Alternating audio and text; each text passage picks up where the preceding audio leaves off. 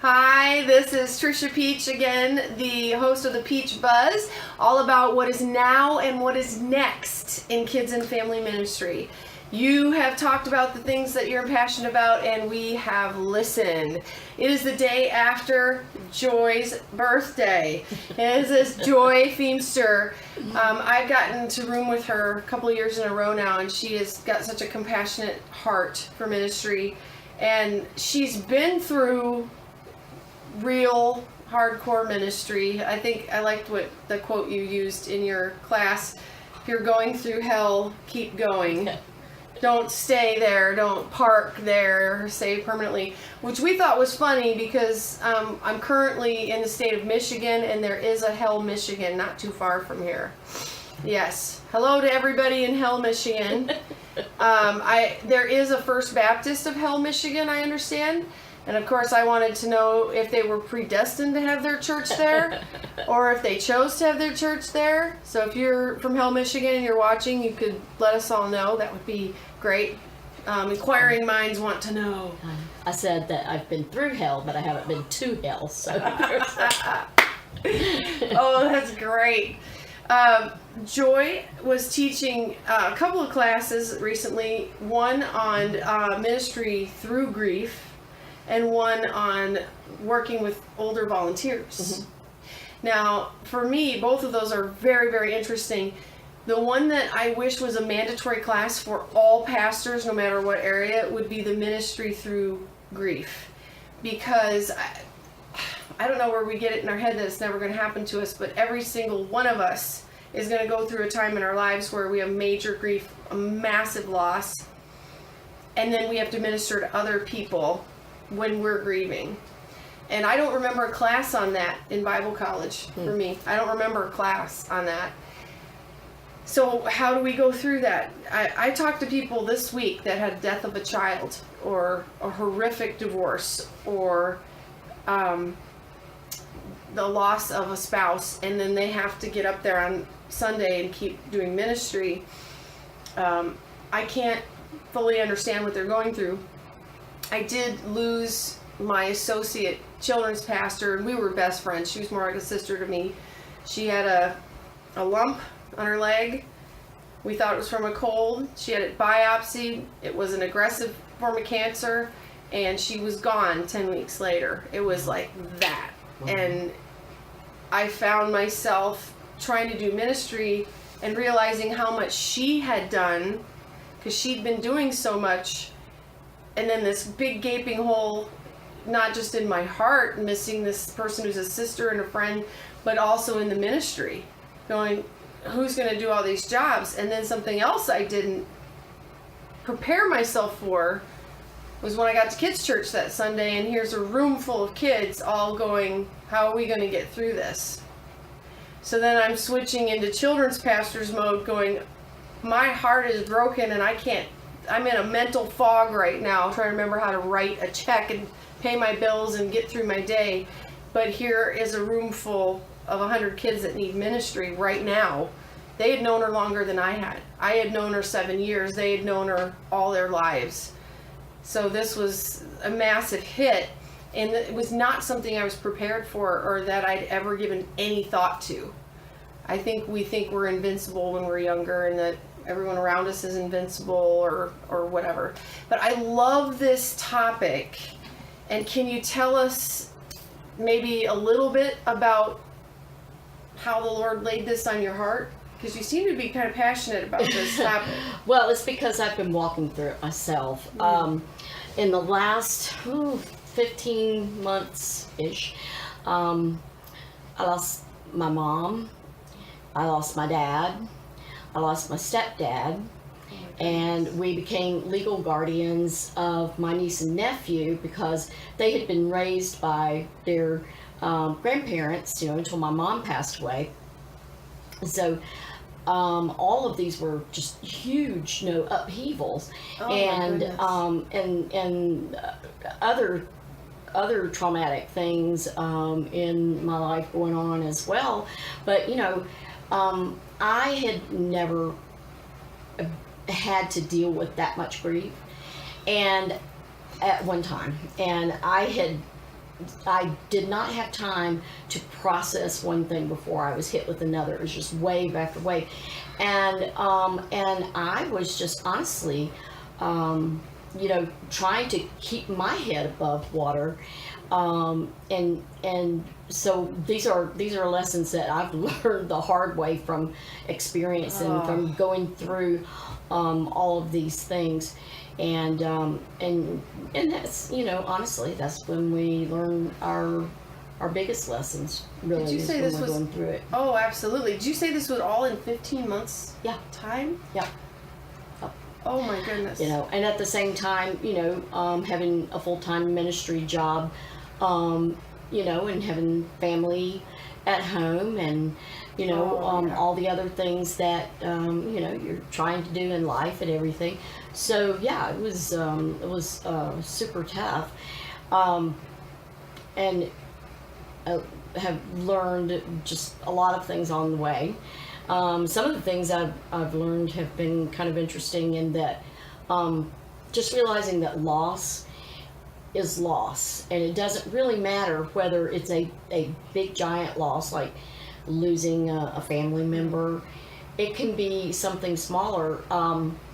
I was parked at a stoplight one day, and just minding my own business, and a guy came up behind me, and his foot slipped off the brake, and he plowed into the back of my car. Oh. Now, I didn't get hurt. There was no problem, and it looked like a fender bender. But they totaled my car. Oh. And that was my little car, man. I mean, my car had over 190,000 miles on it, and I had put all but about 30,000 of those miles on it, and so that was my my little sanctuary where I'd turn on my worship music and sing on my way to work and things like that, and it was just kind of my little inner sanctum. And man, I realized how grief stricken I was, if that's if you can understand it. That was it was a painful thing, and it was a lot more painful than I expected, because I mean, it's just car got totaled, whatever, we have insurance, but was this during I that didn't same realize time? Yeah, that was just this was in January. So loss after loss after loss after Once loss, and kind of so stacked you're getting up. rattled on every side, Yeah. every single side. Yeah, but that wasn't a huge thing, and it wouldn't be huge to a lot of people, but it walloped me. I wasn't expecting it, and I think there's a lot of things like that we, as far as grief and loss, we don't expect it. Yeah. And that's where some of the real angst comes in. I mean, you're going to be sad. I mean, that's a given. Maybe you've heard all about the stages of grief or whatever, which like, okay, well, I'll probably feel angry or whatever. But there's a lot of things that happen that I did not know were associated with grief. Whoa! Can you give us an example Absolutely. of a surprise that you had that you didn't realize you were going to get? Like, I felt like I literally lost my mind. Like, I took it out of my head and set it to the side. It was just somewhere else. I have a great memory. I'm one of those people that can read something. I have great retention and everything, and I remember stuff, and not important stuff, usually trivia. My head's full of trivia, but I can remember stuff, and I could not remember anything. Like, I groped for words. I would lose things. I couldn't find things. I had a mini meltdown in the kitchen one day. My husband asked me where something was, and I simply could not remember where it was. I could not for the life of me. And it was just a common thing. Yeah. I couldn't remember, and I just fell apart. I was just the idea that I couldn't even reliably depend on my brain anymore. Right. that I've learned that that's part of your brain's reaction to so much stuff is sort of shedding the things that are less important to cope with the things that it has to super immediately deal with. So, but that was one of the things I definitely did not expect. See coming. I had never really heard of that, but since then, talking to people, I've found out that's very common. Linda Jacobs has said that it's a brain fog. Yeah. So that was just really interesting and unexpected. And I think, at least for me, when you're younger, sometimes we Christians, at least I think in the United States, we say, God will never let blank happen to me. But God never promised that those things won't happen to us. And actually, every last one of us will experience loss and grief at some point. And I think I had the brain fog. And I remember I did go talk to a counselor for a while, saying, when I see reminders of Sonia, I'm just a wreck. I just randomly start crying in my office, and it's been a year. What in the world? And the counselor said the brain fog that, I think that was what she's describing, the brain fog, reminders popping up, things like this. The counselor said, Trish, your body and your brain are reacting the way that they are designed to protect you. And you won't lose yourself. You can't lose you. You have to give your body and mind time to heal, to be able to function and move on. And don't push it harder than it can go right now. Because my thought was, am I going to be normal? And she said, well, there's going to be a new normal. Because there'll be a new way of living now without this admin. And that's true. Life did go on in wonderful, fantastic ways, and yeah, we still miss her, of course. But it was nice to know, because you feel crazy, and then you realize, I'm not crazy. My body's doing what it's supposed to do, right, to get me through this. Well, one of the things that that I was saying in my breakout is that grief is a process. God works through process most of the time. Sometimes he'll miraculously suspend that and do some kind of miracle, but most of the time God works through process. And grief is a God created process to help us work through loss. And we have to walk through it. And one of the things that has kind of helped me is to see that grief also is not a linear thing. We sort of expect, okay, now it's been this amount of time, and then we should be finished with this part, and we should be able to move on, and things should get better, and we should, and what it is more like, I heard this description and it just really resonated. It's more like a spiral staircase. All right, you're going up, you're getting there. There's movement, but it doubles back on itself. Mm-hmm. And so this is why maybe months later you might have a fresh wave of grief or fresh, anger or whatever is what you're going through at the time, because that's the nature of it. It doesn't just go in a line and move on. It comes back on itself. That makes so much sense. I wish everybody could take your class, because I went through the slides for it and it's just amazing. It's so helpful. Are there a few tips you could give our viewers that couldn't be at the conference? A few tips on, let's say that they have just experienced a major loss or grief. Is there any advice you could give them or tips you could give them? Just acknowledge and know that everybody goes through grief. Everybody has loss in their life at some point in time. If you haven't yet, you will. I mean, it's a fact of life. Everybody goes through it. And even if it's not, necessarily the loss of a family member or something like that. There's loss on so many different levels. The loss of a job, the loss of a beloved pet, anything that,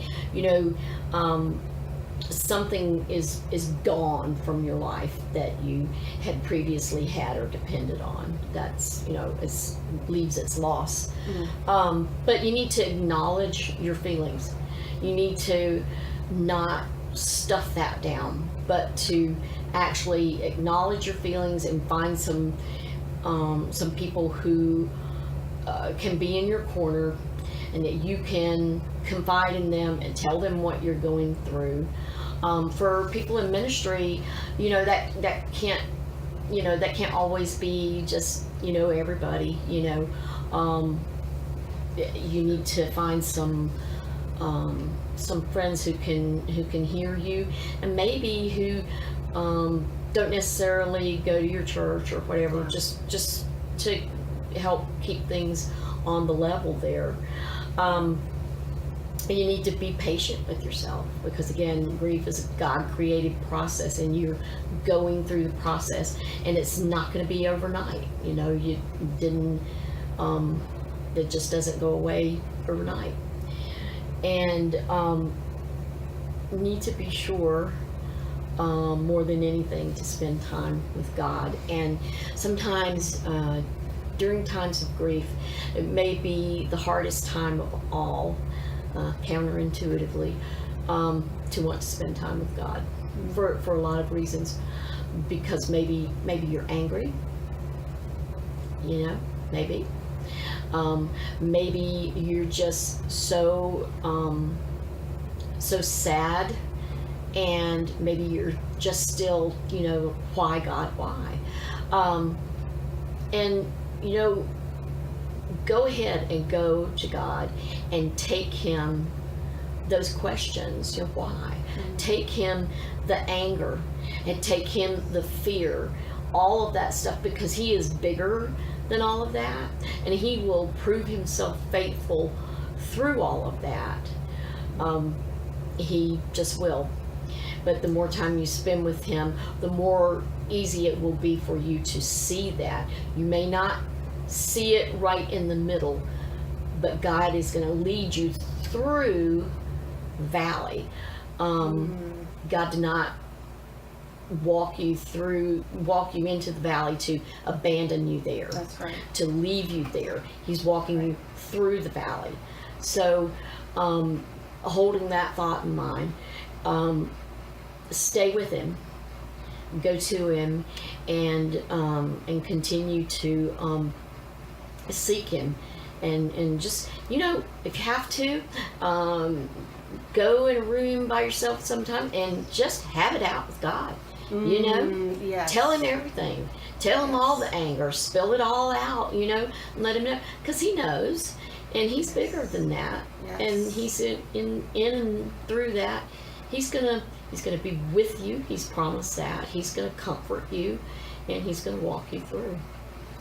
I think that's fantastic. That's absolutely fantastic. I know for me, sometimes being alone with God was hard because of the numbness. Just feeling completely and totally numb. And realizing then that I needed to stay in the presence of God anyway, because my feelings didn't matter as much as truth. So I might feel abandoned, I might feel numb, I might feel like God is far away. I might feel like, where is God in this whole situation? But the Bible says, truth says, God is still here with me in it. God has a plan and a purpose, and he hasn't forgotten or abandoned, and he brings us out into a much better place. And that proved to be true.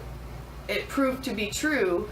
So your feelings may not always be right. So I think it's good to go to God and pour it all out, even all your anger. God can handle it. All that anger and rage, to pour that out to God, no matter what you feel inside. That was important for me. saying, okay, I feel so numb, but I'm going to keep going to God until I can feel his presence with me again. That's great. Because I know he was always there, even when I couldn't feel the feelings. Later on, I began to see, okay, this is how God is working in this and through this. And that numbness is one of a number of different things that people report feeling during times of grief and loss. The numbness, the brain fog, feeling isolated, feeling like you're going crazy, feeling like you need to escape, just a whole host of things like that. Emotional overeating. I am not kidding. I've put on like 15 pounds in the last 15 months, whatever. And it didn't help that we went out and ate ice cream tonight, but ooh, yum. It was, oh man, Culver's. Yay. Culver's. Chocolate. Oh, but I could see that happening, because food, especially sugars, would increase endorphins, serotonin, make you feel better. Also, I know for me, after Sonia's funeral, there's plenty of leftover food, and some people don't know what to do, so they bring food for the family, give them food, and it's probably not a salad. They're bringing over comfort food. Right. And that's probably the last thing on your mind is Weight Watchers and counting calories when you're dealing with grief and loss. So that would have been something I didn't think of. That would have been something unexpected, grief, emotional eating. And sometimes it's just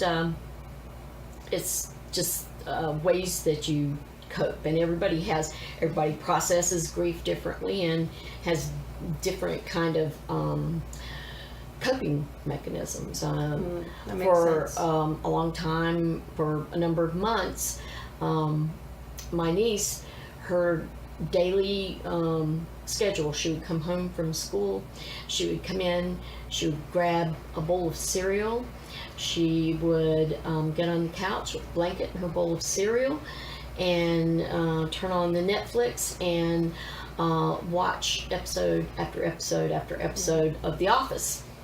That's just what she liked, and it made her laugh, it made her feel better, and that was her way of coping. She doesn't do it, very, in the same way as much anymore, but that was a coping mechanism. It was a coping skill to help her work through some of what she was going through. And if we looked at each one of us, we would see that there was different things that we did to kind of to get through it, to cope. Yeah, I would say too, don't feel bad. A lot of ministers, volunteers feel bad going in for counseling, feeling like they failed if they have to go in. That's not a failure. If you've got diabetes and you have to go into the doctor and get insulin shots, that's smart. That's not a failure, that's smart. So I would say it's a great idea after a major loss to have someone to talk to, like you said. You need someone to talk to, you really do. Can be, a trusted friend, or a counselor, because sometimes, in the situation, depending on the severity of it and the severity of what specific things you were going through, a counselor is the best bet. Yeah. Well, I know that you have a blog. Yes. My blog is called enjoyingkidman.com. Get it? Because her name is Joy. Enjoying Kidman. And Joy speaks at conferences. She does kids camps. I think it would be great for you to book her to come in and speak at your church, perhaps about ministry through grief.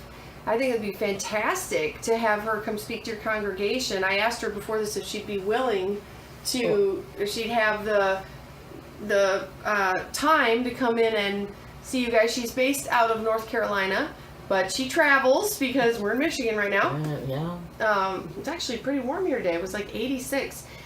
But she is willing to come. So if they wanted to contact you to have you come in and do some training on grief and ministry, how would they get a hold of you? Well, you can contact me on the blog, which is enjoyingkidman.com, or you can contact me via email, which we'll have on the, because Right down here. it's feemsterfam@att.net, but you're not going to remember that right now without the, yeah. Without this down here. Yes, so you want to click on this and subscribe to her blog as well, so you can see what she's doing now and what she's doing next, what her upcoming events are.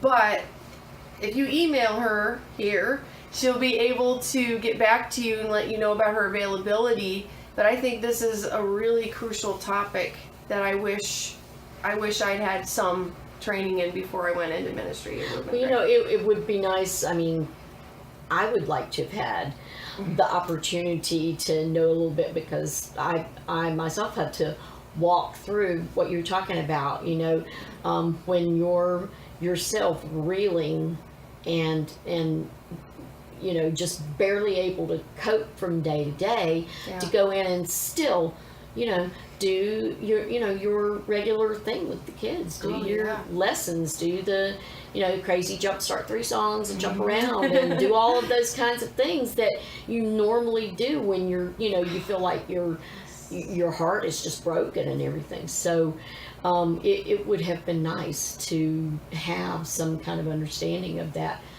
beforehand. Yes. So, but I hope that the process that I've gone through or am going through, in the valley that I'm walking through, will be valuable to someone else and be able to give them some help.